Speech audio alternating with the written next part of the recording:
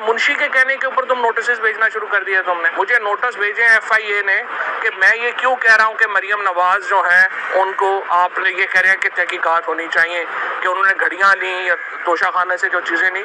میں FIA کو کہنا چاہتا ہوں آپ مجھے ایک نہیں 100 نوٹس بھیجیں. مریم نواز کے خلاف تحقیقات اگر آپ نہیں کریں گے ہم آ کے کروائیں گے. تحقیقات تو ہونی ہے. کوئی بھی ادارہ, اور یہ جو FIA نے جو حرکت کی ہے اس سے آپ اندازہ لگا لیں کہ پاکستان کے اداروں کو کس قدر تباہ اور برباد کر دیا گیا.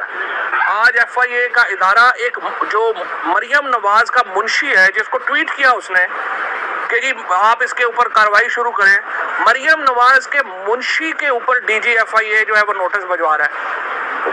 گریڈ 22 میں ہو تم, کچھ شرم حیا کرو.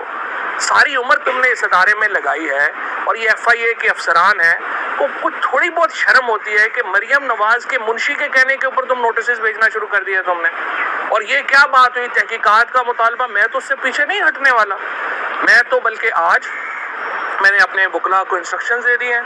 ہم دونوں باتوں کے اوپر لاہور ہائی کورٹ سے رجوع کر رہے ہیں. 2 جوڈیشل کمیشن امیڈیٹلی چاہیے.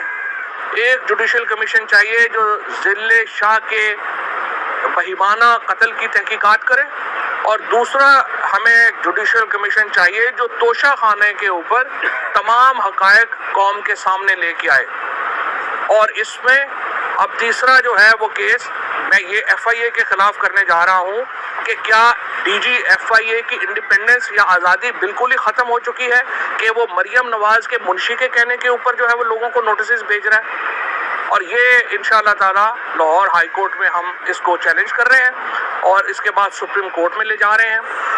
اس وقت عمران خان صاحب کا آج جو وارنٹ ہے وہ سسپینڈ ہو گیا ہے, یہاں پہ اسلام آباد کورٹ نے کر دیا ہے. عمران خان پہ اس وقت 83 کیس ہے.